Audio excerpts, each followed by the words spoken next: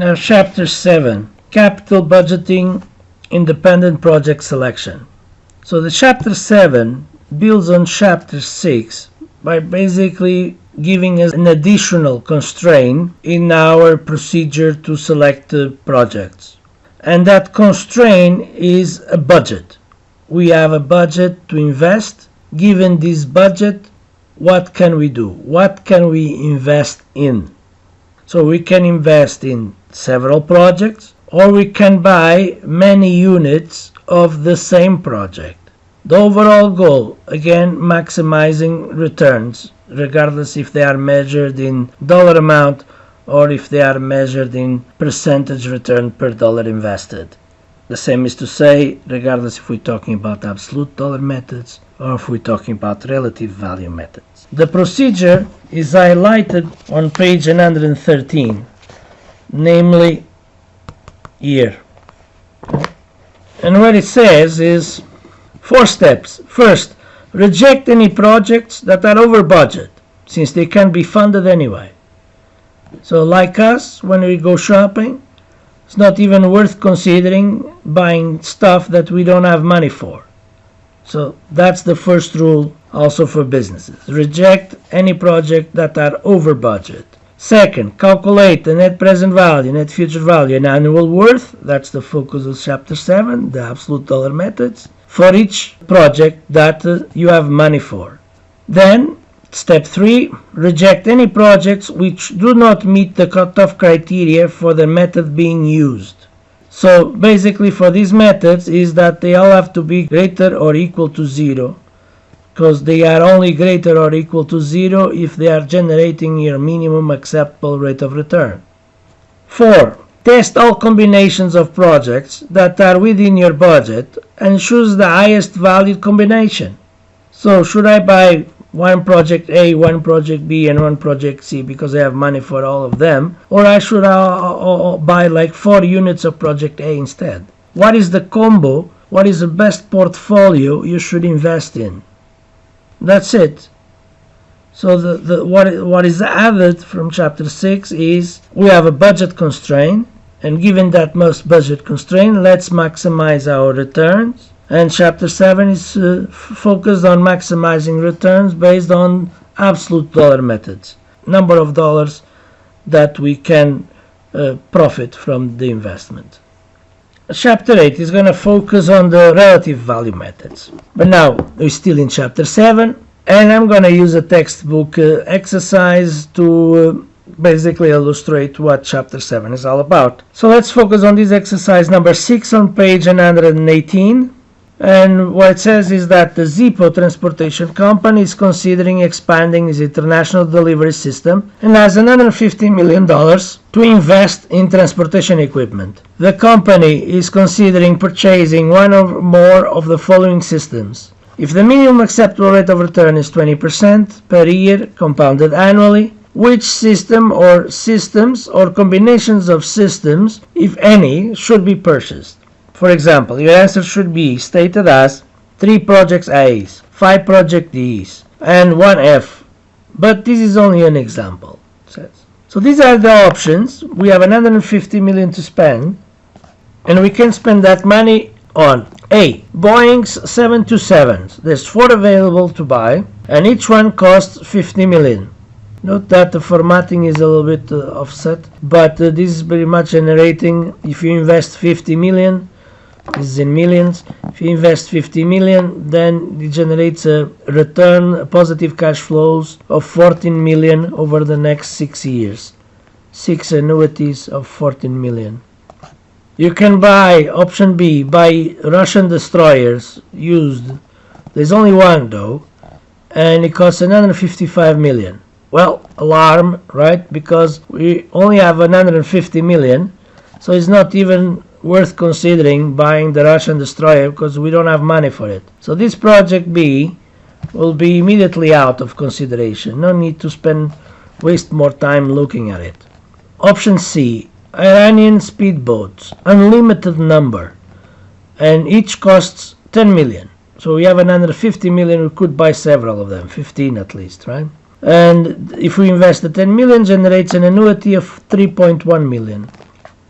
D. Mexican fishing boats. There's 10 only, and each costs 5 million and generates an annuity of 4.5 million. So this is very good investment, right? You almost recoup your money by the end of the first year. So probably end up with Mexican fishing boats, but there's just 10 of them. Learjets. There's 4 available and cost 25 million for an annuity of 8 million. And a partially complete wet deck barge. There's only one, and it costs 20 million and generates an annuity of 5 million. So we are left with 1, 2, 3, 4, 5 to consider out of the 6, because B was eliminated due to being over budget. Now we need to compute, this is all annuities, right? So we need to compute which systems and how many units of each should be purchased. So the question does not explicitly state if we are to use the net present value and the net future value or the annuity. So let's use the net present value. It's up to you. You could practice it by using the net future value or the annuity, the annual worth, and you'll get the same result. So let's compute that.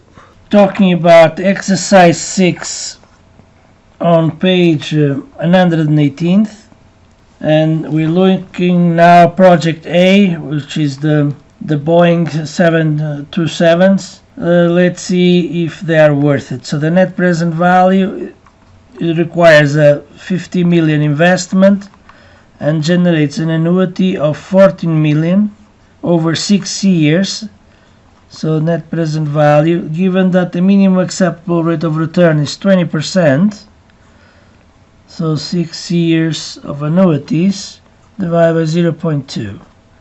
That's the net present value for A. Then we skip B because it was over budget. C, the Iranian speedboats. The net present value formula looks pretty much the same. There's an outflow at the beginning of the investment of 10 million, but then it generates a 3.1 million annuity for 6 years. And given the 20% return, we need to compute that. Then for D is the Mexican fishing boats. Each one costs 5 million and then generates an annuity of 4.5 million. Given the 20% minimum return over 6 years, how much is going to be that net present value?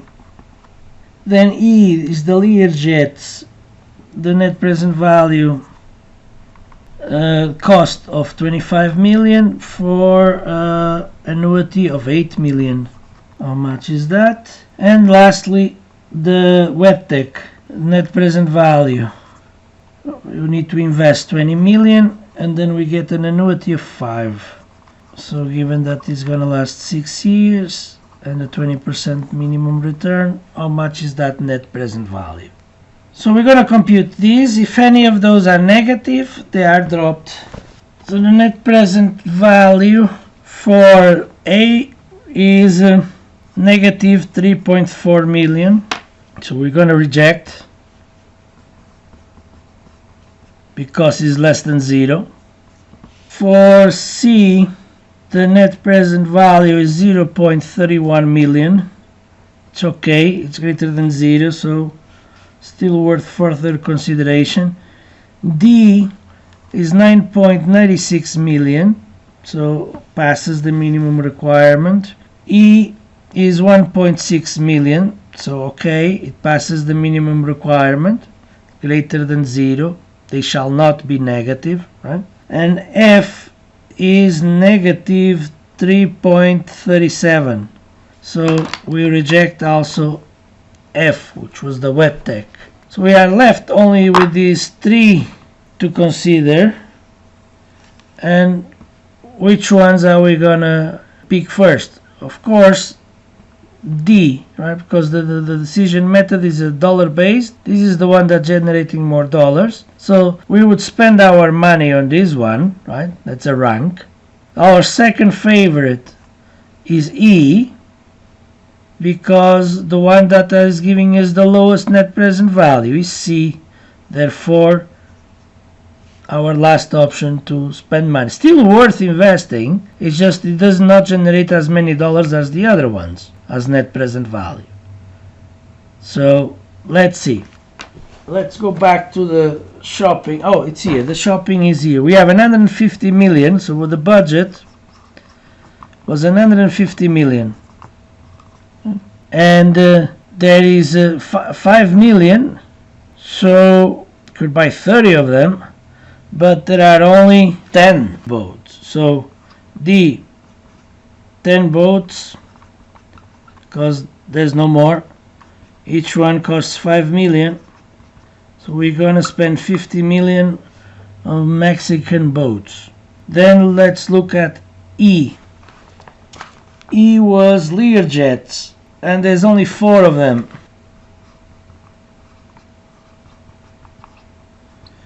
Each one costs 25 million. So this is gonna cost 100 million. Well, we already reached our budget. 150 million. So we're not gonna spend any money on the Iranian speedboats, but if there was money left we would, but there is none. We already spent our budget. So the recommendation is buy 10 Mexican boats, 4 jets to maximize your returns. Per each boat you're gonna make 9.96 million. Per each jet you're gonna make 1.6 million.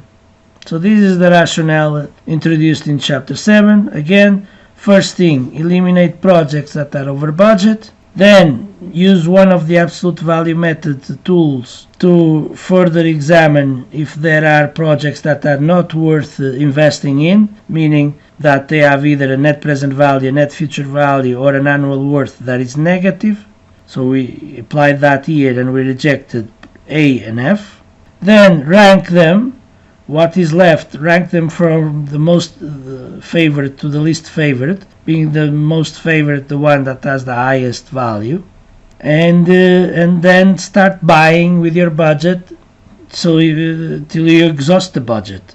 If there were, for example, 30 Mexican boats, that's all we would buy, but we were limited by the quantities available. So we bought everything we could from D, and then we spent the rest of the money on E, and there was only 4. If there was 5, we could not buy 5 because we wouldn't have money for it.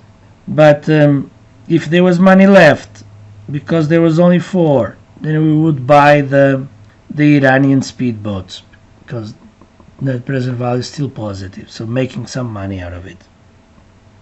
That is it for chapter 7.